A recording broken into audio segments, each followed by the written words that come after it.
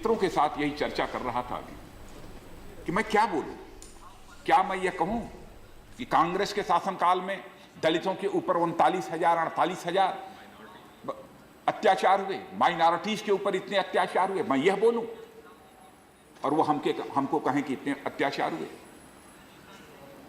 अब गुजरात की घटना की चर्चा हो रही है, मैं एक आंकड़े देख रहा था, मैं सचमुच इन आंकड़ों की भी यहां पर चर्चा नहीं करना चाहता था डिप्टी चेयरमैन सर, लेकिन एक नजीर के तौर पर, उदाहरण के तौर पर मैं इसको आपके सामने रखना चाहता हूं। अब 2015 पीछे नहीं ले जाऊंगा, पीछे के भी आंकड़ों को यदि मैं देखूंगा, कोई भी देखेगा तो स्वाभाविक रूप से इस नतीजे पर पहुंचेगा कि घटनाएं तो हुई हैं, केवल गुजरात में नहीं हुई है, देश के लगभग सभी राज्यों में कुछ न कुछ घटनाएं हुई हैं।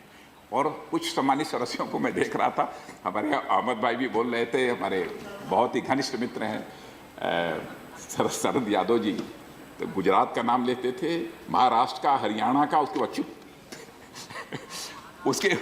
उसके आगे किसी चौथे राज्य का वह नाम नहीं लेते थे। लेकिन छोड़िए, मैं सभी राज्यों की चर्चा नहीं करना चाहता हूं।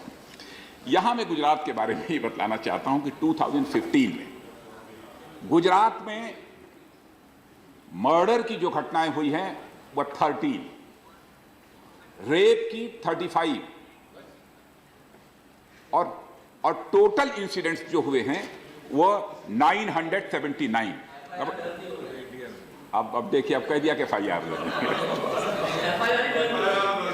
अच्छा, अब जो कुछ भी है, जो कुछ भी है, मेरी बात सुनिए। बिहार, ये हमारे आंकड़े नहीं है, यह सब सारे नेशनल क्राइम रिकॉर्ड ब्यूरो के बिहार। अब देखिए, हमारे शरद भाई यहां पर नहीं हैं, यदि वो होते तो उन्होंने नाम बिहार का नहीं लिया, लेकिन बिहार में मर्डर 78 केवल 2015 में, एक साल में, रेप की 42 और total 6,367,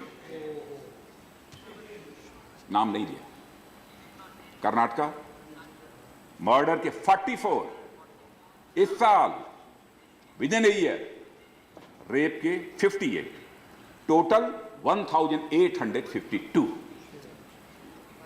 Uttar Pradesh murder 204 with in a year 2015, rape 444, total 8,357। लेकिन मैं इसलिए मैं और आगे नहीं बढ़ूंगा और शेष मैं यहां पर आंकड़े नहीं प्रस्तुत करूंगा। सचमुच मुझे संकोच लग रहा है, मुझे खुद ही तकलीफ हो रही है कि आजादी हासिल किए हुए 70 वर्षों का समय गुजर गया, लेकिन आज भी हम ऐसे हालात नहीं पैदा कर पाए कि जो घटनाएं मानवता के लिए कलंक होती हैं, उन घटनाओं को हम या तो मिनिमाइज कर सकें अथवा उन्हें पूरी तरह से समाप्त कर सकें। बहुत ही दुर्भाग्यपूर्ण स्थिति है, लेकिन मैं यह मानता हूं कि यह एक प्रकार का माइंडसेट है, एक मानसिकता है, और यह मानसिकता विकृत मानसिकता है। और इस विकृत मानसिकता में बदलाव लाने का काम केवल नियम कानूनों के माध्यम से नहीं हो सकता है, मेरा यह व्यक्तिगत रूप से यह मानना है।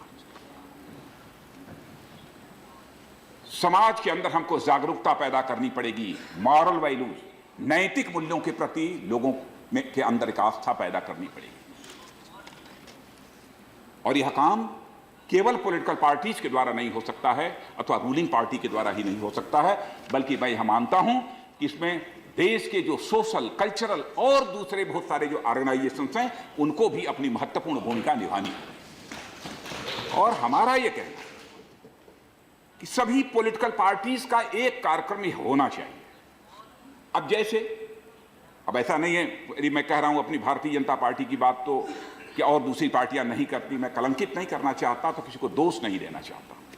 जैसे हम लोगों ने भी कुछ कार्यक्रम अपने हाथ में पहले भी एक राजनीतिक पार्टी के रूप में काम करते थे, तो लेते थे कि दलितों के लिए हमको क्या करना है, बस्तियों में जाना, सेवा करना, ये करना, लोगों को बैठाना। अब कहीं पर कार्यक्रम अधिक होते थे, कहीं पर कम होते थे। मैं समझता हूं सामाजिक और सांस्कृतिक, सोशल और कल्चरल ऑर्गेनाइजेशन इस देश के इस जिम्मेदारी को तो संभालेंगे, साथ ही साथ पॉलिटिकल पार्टीज भी कुछ इस प्रकार के जिसे आप कह सकते हैं सोशल कुछ ऐसे प्रोग्राम्स अपने हाथ में लें, क्योंकि हमारी यह मान्यता है कि आजादी हासिल होने के बाद राजनीति और राजनीतिज्ञों के प्रति जन सामान्य में जो पहले आस्था श्रद्धा हुआ करती थी उसमें काफी गिरावट आई है। आवश्यकता है,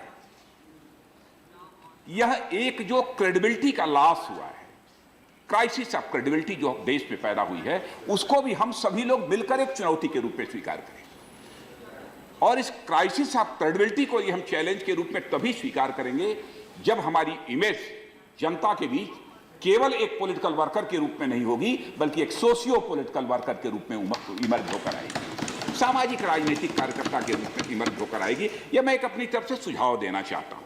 इसलिए मैंने यह कहा, माइंडसेट, देश की जनता के माइंडसेट में भी हम परिवर्तन करना चाहते हैं तो कुछ इस प्रकार के हमको तरह तरह के कार्यक्रम हाथ में लेने होंगे, तभी हम उनकी मानसिकता में परिवर्तन कर सकते हैं। हमारे यहाँ पंडित दीनदयाल जी उपाध्याय, वह तो जो गरीब, जो अनुसूचित जाति, अनुसूचित जनजाति, दलित, ऐसे लोगों को वह कहते थे, इन्हें दलित मत कहो, यह दरिद्र नारायण है, इनके अंदर नारायण को देखो, इनके अंदर परमात्मा को देखो, इनको भगवान को देखो। और इस रूप में कार्यकर्ताओं को इंस्पायर करते थे, कार्यकर्ताओं को प्रेरित करते थे कि इस रूप में उन्हें अपनी भूमिका निभानी चाहिए। और मैं एक घटना, इसी सदन के एक सम्मानित सदस्य रहे, अब से उत्तराखंड राज्य, सरकार की बात छोड़िए, कांग्रेस की है, किसकी है, उसकी है, उसकी बात छोड़िए। एक मंदिर में दलितों का प्रवेश नहीं हो रहा था, इसी सदन के सदस्य रहे हैं तरुण विजय जी। तरुण विजय जी ने दलितों को लिया और दलितों को लेकर वो मंदिर में प्रवेश करने गए और उनको जितनी जख्म हुई है, जितनी चोट लगी है तरुण विजय को, कि शायद और थोड़ी सी गहरी चोट यदि पहुंची होती, शायद आज दुनिया में न होते। मैं समझता हूं ऐसे लोगों की आवश्यकता है काम करने की। और हम लोग केवल फिजिकल वायलेंस की बात करते हैं, और मैं केवल फिजिकल वायलेंस को लेकर ही चिंता व्यक्त नहीं कर रहा हूं।